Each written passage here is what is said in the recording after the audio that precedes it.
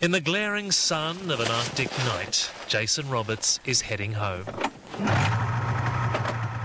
He's Australian by nationality, a stockbroker by trade, and an Arctic filmmaker by choice.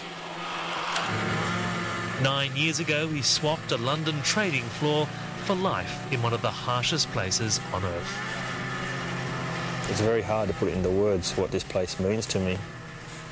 Very pristine and not many people, which is nice. There's not many places left on the globe that are so underpopulated as here.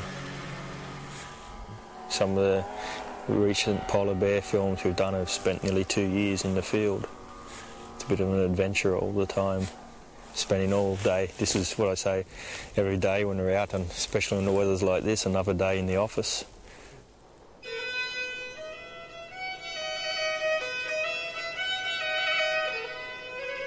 His home and office is Spitzbergen, an island on the edge of the polar ice cap in the Svalbard archipelago.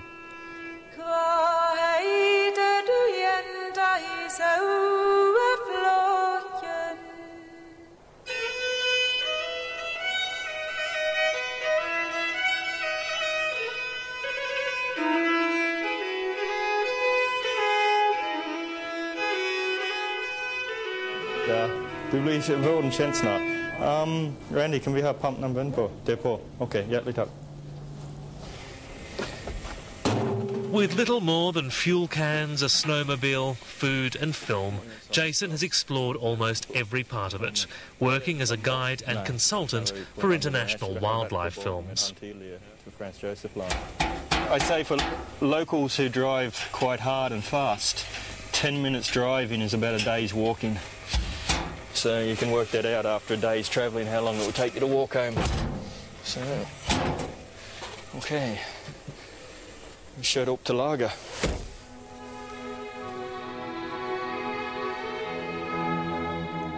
The main settlement here, Longyearbyen, boasts it is the most northerly modern town in the world. It is a bizarre mixture of frontier living and designer shopping. A place that sells polar bear skins alongside the latest in animal-friendly goods. Yet this is a geographic location where people couldn't normally survive, let alone shop. It is so deep inside the Arctic that for 4 months of the year there is never-ending daylight. For another 4 months there is endless darkness. Winter temperatures can hover around -30, with wind chill that can take it to -70. Getting around here means covering every centimetre with high insulation clothing.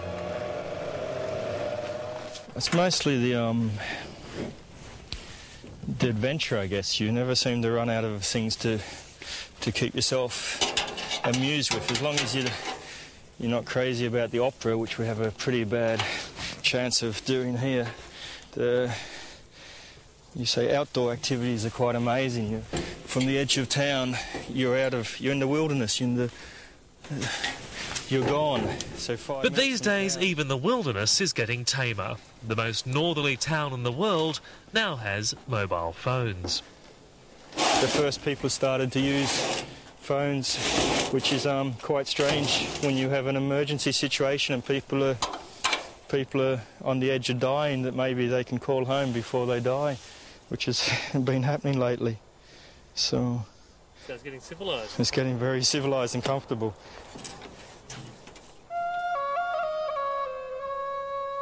It wasn't always so civilised. For centuries this was a no-man's land for whalers, trappers and miners. Men from a score of countries harpooned, shot and dug up its resources, but no country owned or controlled it. Finally, in 1920, an international treaty awarded sovereignty, on condition every foreign venture could stay on. The winner was Norway.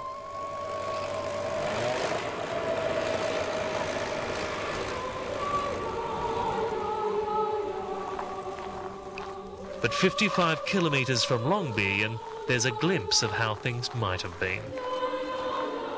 While most countries pulled out, the Soviet Union kept its mining operations as a strategic toehold in the West. Today, the mining town of Barentsburg is like a living Soviet relic. The statue of Lenin still stands incongruously on Norwegian soil. Relations between the two communities were always good, but inevitably coloured by the Cold War. There has always been some type of spying on each side. Up until recently, the Russian community had 8 helicopters when the Norwegian governor didn't have any helicopter support. So you could wonder what they're doing with 8 helicopters and a base. I'm sure there's been a lot of submarines in the Cold War period around these fjords and oceans.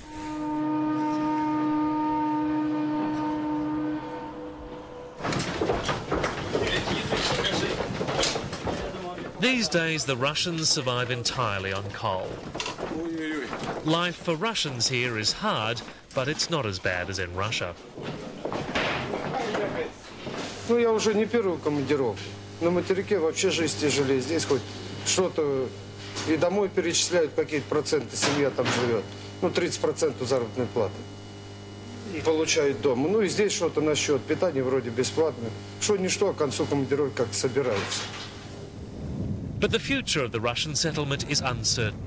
The coal seams are running low, and the government won't spend money on exploring for more. 2 mines have already closed. Such a fate might have awaited the whole of Spitzbergen. But 7 years ago, the Norwegian government decided to make Longyearbyen a viable community, even without the mines. The money they pumped in has created an Arctic boom. Today, there is an extraordinary array of infrastructure.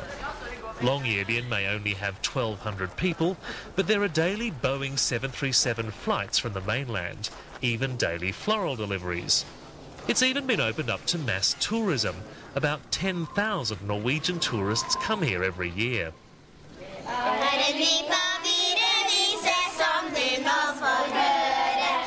It has developed a lot in the last years.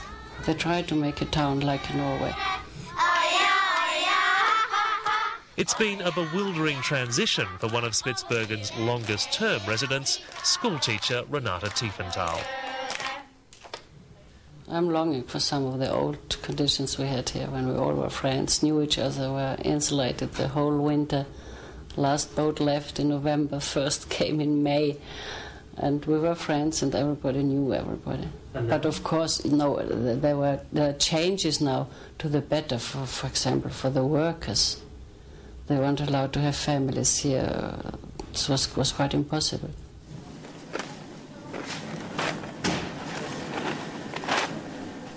Renata came here 38 years ago when coal mining was the only industry and Longyearbyen was a company town. Until 1992, there wasn't even a food store. She had to order a month ahead. So it's So fresh. now we have everything. Just look here. Everything, whatever you want. Frozen bread, bears, meat, fish, everything. But for all the improvements, the perils of the wilderness are never far away. You can't expect to kill it with just one shot. You need at least 3 or 4 rounds to kill it. These are students at Svalbard University, the world's most northerly university that was set up in 1993. The lesson is survival. See the whole bear as one big target and aim straight for it. Don't think. As the safety instructor Fred Hansen points out, this is not an academic exercise. In the middle of that target. 3.5, 4 years ago, there were a girl actually killed up on that mountain there from a polar bear, straight or next to town. With an estimated 3,000 polar bears on the island, no one leaves town without protection. As soon as you're ready, 4 shots, fire!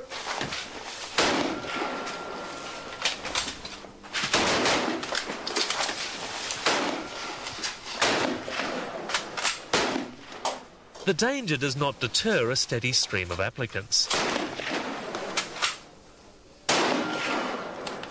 Not even students like Nimelan, who came to the Arctic from the tropics. There's not much ice and snow in Sri Lanka. What are you doing here? I am the only person from Sri Lanka here at the moment. So it's just totally different place compared to Sri Lanka. Everything new, the lifestyle is new, climate is new. Snow's new. Yeah.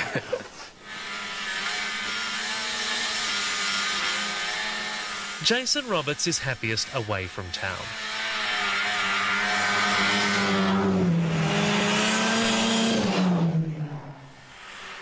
There are still no roads between the settlements. Cars and trucks would scar the permafrost. So in summer, the only way around is by ship or by foot, and in winter, it's by snowmobile.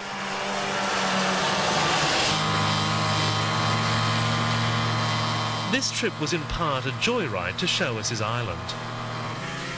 But Jason also had to carry out some urgent repairs.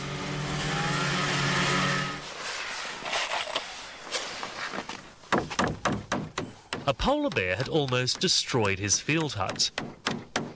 The bear was so ravenous, it even ate his mattress. Lovely animals, these polar bears. They get carried away. 5 kilometres away, we found tracks of the animal that might have been responsible. It's definitely a young bear. When a bear's young, you can tell. An adult or female bear, when an adult, you can tell from the track what type of bear it is here. The male bears get a lot of fur at the bottom, so when they have more of a bend in the walk, you can see in the next track further on, there's a slight bend. Here's the fur coming through, but it's such little amount that it's very difficult to tell if it's a female or male, but it's definitely a young bear, quite a small track. So it's just scooted up over the ridge? It's just gone over the ridge here, and very recently. That put the bear close enough for Jason to load 2 guns, a signal gun to scare it off, and a .44 Magnum in case it came straight for us. Within seconds, it appeared.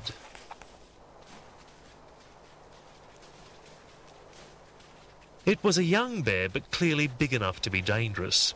Jason kept us at a distance, more out of respect for the bear's safety than ours.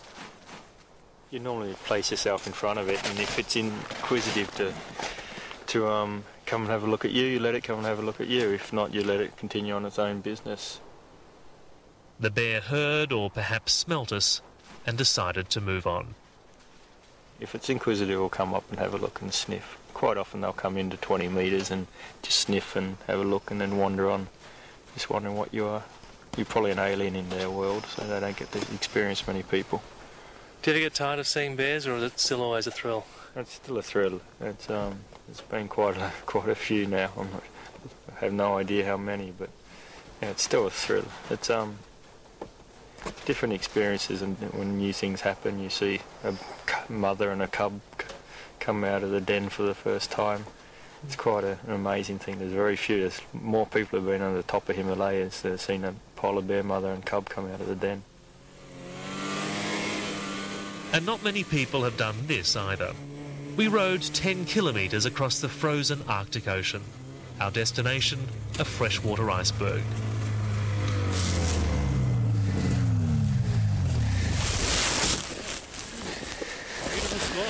Yeah, it's a lovely iceberg. It's an iceberg? Yeah, it's glacier ice that's frozen in during the autumn when the sea ice. We're in the ocean here, so we're about... Here the ocean's 300 metres deep below us. You're kidding. And this is surrounded by sea ice here, which is roughly 1.5 metres thick. There's movement in the sea ice as the tide and the oceans come under here. So around this iceberg can be quite dangerous. This is quite small, it's not too bad. Well, how far have we come from the town then? Now we're 140 kilometres from home, to say it nicely. So roughly, and we've been going all afternoon. What time is it now? It's nearly midnight quite soon, so... Almost time to go back. Yeah, almost time to go back.